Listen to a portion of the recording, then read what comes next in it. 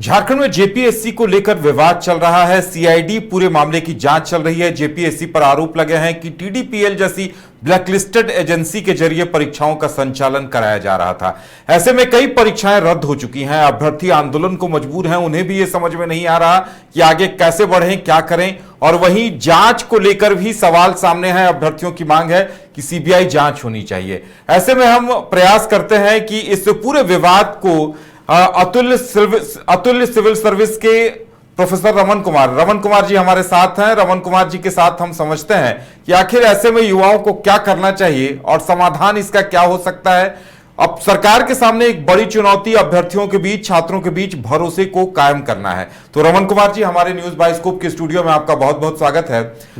रमन जी, देखिए, सबसे बड़ा सवाल तो यह है कि देखिए, एक जो सालों का भरोसा था वो टूटा है। जेपीएससी को ऐसे भी यूं ही अभ्यर्थी छात्र कहते रहते थे कि देखिए, जेपीएससी नहीं, झंझट पब्लिक सर्विस कमीशन, आज तक कोई ऐसी परीक्षा नहीं हुई जो बिना विवाद के ना पूरी हुई हो या अदालत की चौखट तक ना पहुंची हो। इस बार देखिए 14वीं पीटी परीक्षा हुई, विवाद आने शुरू हो गए और शायद पहली बार ऐसा हुआ था कि पीटी परीक्षा के तत्काल बाद मुख्य परीक्षा की तिथि रख दी गई थी। उसके बाद से ही अभ्यर्थी लगातार जो पास कर गए थे वो भी मांग कर रहे थे कि भाई इतना कम वक्त क्यों रखा गया है। तो अब देखिए, हर किसी के जेहन में सवाल यही है कि आखिर टीडीपीएल के साथ साठगांठ करके कहीं ना कहीं कुछ लोगों की कोशिश थी कि पूरे मामले को निपटा दिया जाए, लेकिन अब सरकार जिस तरह से जांच कर रही है, कहीं ना कहीं इस बात से अब सरकार भी इनकार नहीं कर सकती कि गड़बड़ी नहीं हुई है। गड़बड़ी हुई है, लेकिन ऐसे में ये जो आप लोग इस पूरे विवाद को किस तरह से देख रहे हैं, रमन जी? सर, सबसे पहले आपका बहुत बहुत धन्यवाद। और आपने जिस विषय के लिए आज मुझे संवेदनशील विषय के लिए आमंत्रित किया है, ये अपने आप में आज के राज्यव्यापी विषय बन चुका है। और जैसा कि जगजाहिर है कि जेपीएससी अपने पुराने विवाद को कायम कर रखते हुए, पुरानी जो उनकी कार्यशैली रही है उसको यूं कहा जाए कंटिन्यू रखते हुए एक नए विवाद को पुनर्जन्म दे दिया है। और एक ऐसा विवाद जिसमें कमोबेश पूरे राज्य के जो परीक्षार्थी हैं, अभ्यर्थी हैं, उनकी मानसिक दशा जो है एक तरह से शिथिल सी हो गई है। ये अपने आप में एक खतरे का इशारा है और यूं कहा जा सकता है कि हमारी प्रतिभा का एक जबरदस्त तरीके से उन पर एक प्रहार हुआ है। राज्य की सर्वोच्च संस्था, संवैधानिक संस्था अगर इस तरह की बचकानी हरकत करे और ये स्वीकार करने में भी देरी लगाए, तो आप भला छात्र किसके भरोसे रहें। एक शिक्षक के रूप में एक लंबे समय से अध्यापन का मुझे अनुभव रहा है और लगातार कई परीक्षार्थियों को मैंने उनका मार्गदर्शन किया है। आज उनकी मनस्थिति देखता हूं तो मुझे मैं आहत हो जाता हूं जी। आखिर ऐसी परिस्थिति में निदान क्या है, ये आज की चर्चा का बहुत आवश्यक विषय हो गया है। तो मुझे लगता है कि ऐसी परिस्थिति में जहां पर ब्लैकलिस्टेड कंपनियों को या उस तरह की एजेंसियों को जांच का जिम्मा दिया जाता है या परीक्षा आयोजन करने का जिम्मा दिया जाता है, और दूसरी तरफ यदि प्रश्न ये आयोग पर आता है कि स्थितियां कैसे बनी, तो उनकी ओर से आक्रमण्यता, यूं कहिए पूरी तरह से लापरवाही सी जवाब आता है। जैसा लगता है कि उन्हें बिल्कुल इस बात का संज्ञान नहीं है। बिल्कुल, क्योंकि देखिए जिस तरह से जेएसएससी ब्लैकलिस्टेड कर देती है टीडीपीएल को, लेकिन उसी एजेंसी से भाई आप लगातार परीक्षाओं का संचालन करा रहे हैं, ये अपने आप में बड़ा सवाल है। और ख्यांगते साहब अब हालांकि वो पूर्व हो चुके हैं, लेकिन जवाबदेही उनकी बनती है कि भाई जेएसएससी उसे ब्लैकलिस्टेड करती है, उससे आप लगातार बैकलॉग की परीक्षाएं संचालित करवा रहे हैं। वन सहायक, वन संरक्षक, कई तरह की परीक्षाएं संचालित कराई जा रही हैं, तो कई सवाल सामने हैं।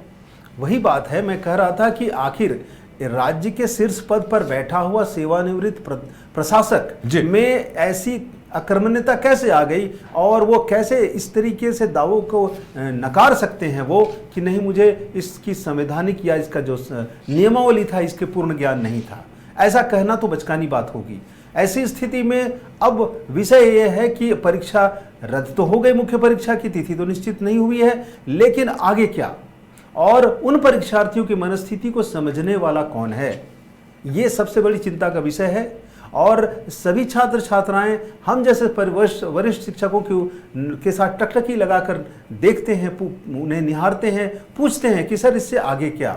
तो हमारे लिए भी समस्या है कि सरकार को अपनी बात कैसे पहुंचाए। आज उसी की पहल के रूप में मैं आपके बीच में आया हूं और आपके चैनल के माध्यम से उन समस्त छात्र छात्राओं के साथ एक संवाद, वर्चुअल संवाद बनाना चाहता हूं। अब बिल्कुल देखिए, अगर विवाद की शुरुआत को देखा जाए तो जेएसएससी को लेकर लगातार ये दावे किए जा रहे थे कि सब कुछ साफ तरीके से हुआ है, स्पष्ट तरीके से, पारदर्शी तरीके से हुआ है। लेकिन टीडीपीएल का मार्केटिंग मैनेजर जो अभय तिवारी है, वो मार्केटिंग मैनेजर था। देखिए, वो अगर बहुत टैलेंटेड होता तो इससे पहले वो यूपीएससी या जेपीएससी निकाल के अधिकारी होता। लेकिन एक मार्केटिंग मैनेजर परीक्षा में बैठता है, खुद सेकंड टॉपर बन जाता है और एक नहीं 4-4 परीक्षाओं में पास कर जाता है। उसके पास इतनी नौकरियां होती है कि वो सेलेक्ट करता है कि भाई मुझे किसमें जाना चाहिए ताकि मुझे ज्यादा से ज्यादा फायदा हो। तो ये स्थिति कहीं ना कहीं भरोसे को तोड़ती है। अब इस भरोसे को कायम करने में सरकार को बहुत कुछ करना पड़ेगा। मुझे लगता है कि जो हमारा प्रशासनिक महकमा है, शीर्ष पर बैठे हुए वरिष्ठ पदाधिकारी हैं और राज्य के मुखिया हमारे माननीय हेमंत सोरेन जी हैं, इन्हें इस विषय पर अविलंब बैठक करके इसका एक त्वरित निदान निकालने की आवश्यकता है। क्यों ऐसा इसलिए मैं बोल रहा हूं क्योंकि ये राज्य की संवैधानिक संस्था पर हुए इस तरह के आरोप और जो सच्चाइयां निकल के आ रही हैं, ये राज्यव्यापी के दहलीज लांघ कर राज्य के दूसरे राज्यों तक, देश के दूसरे राज्यों तक भी जा रही है। तो हमारी प्रतिष्ठा कहीं ना कहीं तो धूमिल होती दिख रही है। आखिर हमारी प्रतिभाओं का क्या होगा? कौन उनका रहनुमा बनेगा? कौन उन्हें माह राग दिखाएगा? ऐसी स्थिति में ये चिंता की बात यह है और सरकार को इसमें मेरा एक व्यक्तिगत तौर से निवेदन रहेगा, आग्रह रहेगा कि इस पर संज्ञान लें और त्वरित इसका निदान करने की ओर से लगातार प्रयासरत रहे। देखिए, बहुत कुछ चीजें, तथ्य इस तरह के आते हैं कि उन्हें हम खुलकर दिखा भी नहीं सकते। अभ्यर्थी हमारे पास जितने आते होंगे, न्यूज बाइस्कोप के पास, आप लोगों के पास अपना दर्द लेकर पहुंचते होंगे। कई लोगों का कहना है कि भाई कई अभ्यर्थियों ने ओएमआर सीट खाली छोड़ दी, उन्हें बाद में भर दिया गया। कई लोगों का कहना है कि भाई किसी ने ओएमआर सीट में जितने प्रश्नों के जवाब नहीं दिए थे उससे ज्यादा नंबर मिल गए। अब देखिए, सीआईडी की तरफ से यह पहल की गई है कि सभी जो पीटी पास अभ्यर्थी हैं उनसे कार्बन कॉपी उसकी ओएमआर सीट की मंगाई गई है। लेकिन इससे भी लगता है अभ्यर्थियों को सवाल एक मन में उनके रह गया कि भाई कट ऑफ क्या था ये भी बता दें, ताकि जिन अभ्यर्थियों का सिलेक्शन नहीं हुआ है उन्हें भी संतुष्टि हो जाए। अब बताया जाए, ये कितना मुझे लगता है एक ऐसा बचकाना प्रश्न है या आग्रह है कि बच्चों की कार्बन कॉपी दी जाए जी। अब स्वतः ये कार्यालय के मुख्य कार्यालय का जो भी होगा ट्रेजरी सेगमेंट, वहां वो सभी बच्चों के ओरिजिनल डॉक्यूमेंट्स तो है ही जी। तो फिर पुनः उन छात्र छात्राओं के जेरोक्स कॉपी मांगने का कोई औचित्य तो कतई दिखाई नहीं देता। ये एक तरह से कहीं ना कहीं विषयांतर होने की छोटी सी कोशिश दिखाई देती है और मुझे लगता है इस दिशा में सरकार को पहल करते हुए उन सभी आरोपी जो एक्यूज्ड हैं, अभी तो आरोपी हैं, लेकिन उन्हें आरोपी के साथ साथ उन्हें कन्विक्ट करते हुए उनके खिलाफ कार्रवाई होनी चाहिए, चाहे जो भी संबंधित सदस्य हो परिवार या फिर जो भी इस तरह के विवादों का जो सूत्रधार रहा हो, ऐसे लोगों को जरूर ट्रेस करनी चाहिए ताकि ये स्थितियां भविष्य में ना बने। क्योंकि छात्रों के हाल में हुए अल्बर्ट एक्का चौक में उनका जो जन आंदोलन हुआ जी, उनकी मानसिकता को मैं वहां रहकर समझ पाया कि किस हद तक ये टूटे से लग रहे हैं और कहीं ना कहीं ऐसा नहीं कि आक्रामकता की ओर बढ़ जाए तो स्थितियां और विपरीत हो सकती हैं। अब बिल्कुल देखिए, परिस्थितियां वाकई में विपरीत हो चुकी हैं। अभ्यर्थी जिस तरह से 10,000 की संख्या में अभ्यर्थियों का आ जाना, ये झारखंड आज राष्ट्रीय सुर्खियों में है। क्योंकि जिस तरह से पेपर लीक, टीडीपीएल को पूरे परीक्षा संचालन की जिम्मेदारी दे देना, देखिए जेपीएससी दफ्तर से कागजातों का लेन देन होता था, होटल लीज में ले लिया गया, कई तरह के सवाल सामने हैं। इतने सवाल सामने हैं कि मुझे लगता है कि अब जब तक एक एक का जवाब ना हो। लेकिन रमन सर, सबसे बड़ा सवाल यह है, देखिए कि कई ऐसी परीक्षाएं थी जो पिछले चंद महीनों में हुई थी, वन सहायक, वन संरक्षक, जेपीएससी बैकलॉग, उनके फाइनल रिजल्ट आने बाकी थे। तो अब उन पर कहीं ना कहीं सवाल मंडरा रहे हैं अभ्यर्थियों के मन में। यह है कि भाई जो पास कर गए हैं वो भी मुश्किल में है, जो पास नहीं किए हैं वो तो मुश्किल में है, और जो परीक्षाएं आने वाले दिनों में 8-9 परीक्षाएं होने वाली थी वो परीक्षाएं फिलहाल रद्द कर दी गई हैं। तो अब अभ्यर्थी तो बहुत हताश और परेशान है। तो ऐसी विपरीत परिस्थितियों में जहां लगातार और निरंतर उनके साथ हताशा की स्थिति दिख रही है, परीक्षाओं के ना होने को लेकर के संशय की स्थिति बनी हुई है, और कुल मिलाकर कहा जाए कि वे ये मानकर चले हैं कि कोई भी परीक्षा का आयोजन, किसी परीक्षा का आयोजन बिना भ्रष्टाचार से संपन्न नहीं हो सकता। ऐसी स्थिति में एक मार्गदर्शक के रूप में, शिक्षक के रूप में मैं छात्रों से गुजारिश करूंगा और उनसे आग्रह करूंगा कि इस विषम परिस्थिति में ये मानकर चलें कि आज का ये कालखंड जिससे आप मानसिक रूप से ग्रसित हैं, बौद्धिक रूप से ग्रसित हैं, यूं तरह से पारिवारिक समस्या, पारिवारिक दबाव हैं, अनंत तरीके से आपके ऊपर आघात हो रहा है। ये समय को मानकर चले, ये कोरोना का संक्रमण काल मानकर चले। याद रहे आपको, आज से 3 या 4 वर्ष पहले ऐसी घटना जब कोरोना का संक्रमण था, केंद्रीय परीक्षाओं की मैं बात कर रहा हूं, जहां पर सिविल सेवा जिसे फरवरी में होनी थी, जून में होती थी, जून की परीक्षा जुलाई में होती थी और फिर अगले साल होती थी। उसके बीच में भी मानसिक रूप से उन छात्र छात्राओं ने खुद को संबल दिया, ताकत दिया। तो ये मानकर चले कि ये सूर्यास्त का समय है, इसके बाद एक नया सूर्योदय होने वाला है। आपकी तैयारी के लिए मैं आपसे ये गुजारिश करूंगा कि नियमितता बनाए रखें और जरूर अभी वर्तमान स्थिति प्रतिकूल है, लेकिन एक ना एक दिन बेहतर स्थिति में आएंगे आप। तो मेरा परामर्श होगा आप सभी से कि आप क्रमिकता बनाए रखें, अध्ययन को कायम रखें, इधर उधर की बातों पर थोड़ा सा अपने आप को व्यवस्थित करें, क्योंकि ये चुनौती का समय है और ये चुनौती शीर्ष पर आ गई है। बिल्कुल जी। अभ्यर्थियों में हताशा है, निराशा है कि आगे क्या होगा, कब तक समाधान होगा। देखिए, अदालत में भी यह मामला है कि पीटी परीक्षा को रद्द किया जाए। अब सबकी नजरें इस बात पर भी टिकी हैं कि पीटी परीक्षा को लेकर सरकार क्या निर्णय लेती है। अब लगता है सीआईडी जो रिपोर्ट देगी। लेकिन रमन सर, देखिए, एक सवाल यह भी उठता है कि जेएसएससी परीक्षा के दौरान इस तरह की घटनाएं भी सामने आई थी कि तमाड़ के एक स्कूल में बच्चों को तैयारी करवाई जा रही थी। चर्चा इस तरह की भी हुई कि सभी से पैसे वसूले गए थे। लेकिन उस मामले को लेकर भी अभ्यर्थियों के मन में आज भी सवाल है कि भाई इतने सारे बाहरी अभ्यर्थी थे, उसमें सभी ने पैसे तो जरूर दिए होंगे। अतुल वत्स, सॉल्वर गैंग, जो कई स्टेट में पेपर लीक की घटनाओं में शामिल रह चुका है, अतुल वत्स जैसा शख्स पकड़ा जाता है, यानी इतने पहले से इस तरह की घटनाएं चल रही थी। अतुल वत्स गिरोह, गैंग जिसे कहा जा सकता है, वो सक्रिय था। यानी जेएसएससी जेपीएससी के तार कहीं न कहीं जुड़े हुए थे। जो पेपर लीक माफिया था उसके लोग घुसे हुए थे। और ये देखिए स्पष्ट है कि अभय तिवारी या मनोज तिवारी जो भी इस किंग पिन जो था, वो कहीं न कहीं पेपर लीक माफिया से जुड़ा हुआ था। और शायद यही वजह थी कि होटल लीज पे लेकर इस कारोबार को अंजाम दिया जा रहा था। तो वही बताया जाए कि इतनी बड़ी बड़ी कांड, इतने बड़े बड़े कांड इन लोगों के द्वारा किया गया। कभी हमने सोचा नहीं था अपने जीवन काल में कि किसी होटल को भी लीज लिया जा सकता है। आखिर ये जो छद्म प्रवृत्ति के लोग हैं, जिन्हें शहर राज्य के प्रशासनिक व्यवस्था या उसकी कार्यशैली से कतई लेना देना नहीं है, ये नितांत रूप से निजी हितों को साधने वाले लोग हैं। तो आखिर इस तरह के लोगों की भागीदारी हुई कैसे, इनकी सेंधमारी कैसे हुई, ये सबसे बड़ा विषय है, सोचने का विषय है। एकाएक कोई व्यक्ति इतने शीर्ष संस्था के दरवाजे तक तो नहीं आता, कहीं ना कोई नेक्सस तो है। तो ये आवश्यकता हो गई है कि ये स्थितियां भविष्य में ना बने। भविष्य में जो भी एजेंसियां आए उन्हें पूरी तरह से उनकी स्क्रूटनी की जाए, उनकी कार्यशैली के अतीत के पन्नों का अध्ययन किया जाए, उसके उपरांत ही उन्हें यहाँ जिम्मेवारी दी जाए। तभी आप राज्य के भविष्य के विश्वास को जीत पाएंगे, यहाँ के नौनिहालों का निर्माण हो पाएगा, उनके भविष्य का निर्माण हो पाएगा। वरना अभी जो मैच्योर क्लास के बच्चे हैं, जो पीजी किए हुए हैं, बैचलर डिग्री किए हुए हैं, इन्हें अब जेनजी तो नहीं कह सकते, लेकिन ये भी सभी चीज़ों को समझ रहे हैं और ये इस कष्टकर जिंदगी से तो आगे बढ़ ही रहे। लेकिन कल्पना कीजिए, हमारे सभी राज्य के अभिभावकों से भी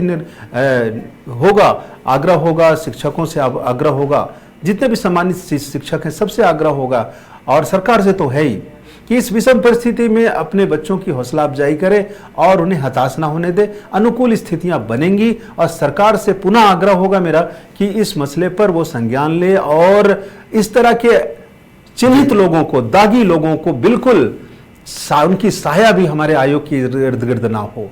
ये स्थितियां कैसे बनेंगी, ये आपके ज्यूरिडिक्शन का विषय है। और बिल्कुल देखिए, ये इतनी बड़ी बात नहीं है। आज के दौर में भी ऐसे शिक्षक, ऐसे लोग या ऐसे शिक्षाविद हैं जिन्हें जेपीएससी में स्थान दिया जा सकता है, बिल्कुल, जिनके अंदर इस तरह की भावना ना हो। देखिए, ख्यांगते साहब भी काफी साफ सुथरे अधिकारी रहे, उन पर भी कोई दाग नहीं था, लेकिन यहाँ उनकी मजबूरी क्या रही, क्या वाकई में उन्हें सब कुछ पता था या वो अनजान थे?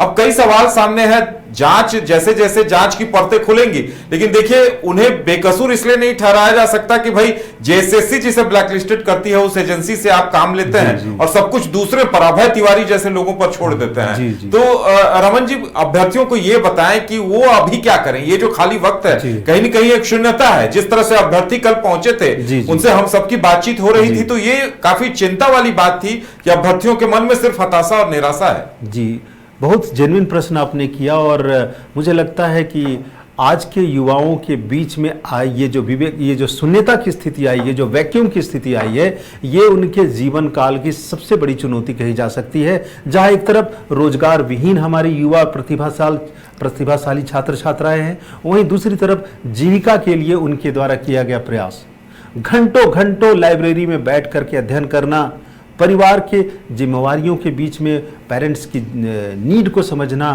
और सीमित संसाधनों से अपने भविष्य को रचना, ये उन अभ्यर्थियों की पीड़ा है जो छात्र छात्राएं ही जानते हैं।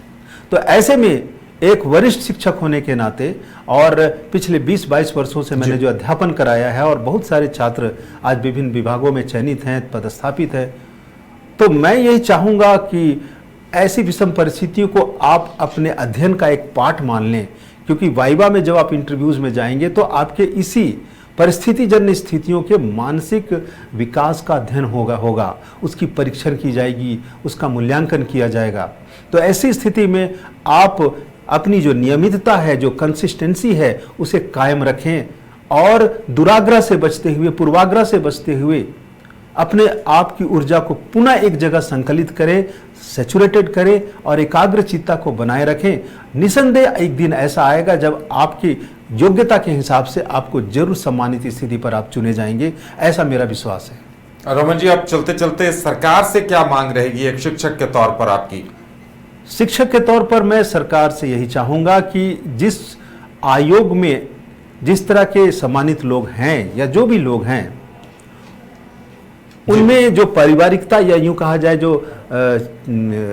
राजनीतिक जो कलेवर चढ़ा हुआ है, उस पर भी थोड़ी सी दृष्टि डाली जाए, या फिर हम जैसे शिक्षाविदों से अगर मार्गदर्शन की आवश्यकता हो या फिर वैचारिक सहयोग की आवश्यकता हो तो हमें भी इस दिशा में जोड़ा जाए और उनसे राय ली जाए, मशविरा ली जाए कि क्या किया जा सकता है ताकि भविष्य में स्थितियां उत्पन्न ना हों। ये बेहद आवश्यक है ऐसे समय में, क्योंकि समाज है तो समाज के जो हमारा जो कोऑपरेटिव सोसाइटी है यूँ कहा जाए, तो उसमें हमें सामूहिक उत्तरदायित्व के तहत ही इस बड़ी समस्या का समाधान कर सकते हैं। ये बहुत आवश्यक है आज की तारीख में। सरकार से पुनः आग्रह होगा कि इस पर त्वरित संज्ञान लेते हुए इसका निष्पादन किया जाए ताकि नए तरीके से नए उदित ये कहा जाए माहौल अनुकूल हो जाए, छात्रों का भविष्य अच्छा हो और सक्षम और योग्य पदाधिकारी हमारे राज्य की सेवा में लगातार आते रहें। चलिए रमन जी, हमारे साथ जुड़ने के लिए और चर्चा में अपनी बात रखने के लिए आपका बहुत बहुत धन्यवाद। तो अब सरकार से अभ्यर्थियों की मांग भी यही है, हमारी भी उम्मीदें यही है कि फिर किसी प्रतिभा का सौदा ना हो। जिस तरह से अभ्यर्थी सालों साल, देखिए झारखंड बने हुए 26 साल हो गए, परीक्षा सिर्फ 14 हुई है, युवाओं की उम्र गुजर रही है, वो तैयारी कर रहे हैं सालों साल। उसके बाद जब उन्हें यह पता चलता है कि कोई टीडीपीएल का अभय तिवारी उनकी प्रतिभा का, उनकी मेहनत का इस तरह से सौदा कर रहा है, खुद सेकंड टॉपर बन जा रहा है, तो उम्मीदें टूटती हैं और उम्मीदें टूटती हैं तो उसी से क्रांति होती है। इंतजार अब इस बात का है कि सरकार उनकी भावनाओं को समझेगी और युवाओं को संतुष्ट करेगी, उस भरोसे को कायम करेगी जो पिछले कुछ वर्षों के अंदर टूट गया है, और यह सरकार के सामने एक बड़ी चुनौती भी होगी। तो हमें भी इंतजार इस बात का रहेगा कि इस बार कब तक सब कुछ स्पष्ट होता है और दोषी कटघरों के अंदर जाते हैं।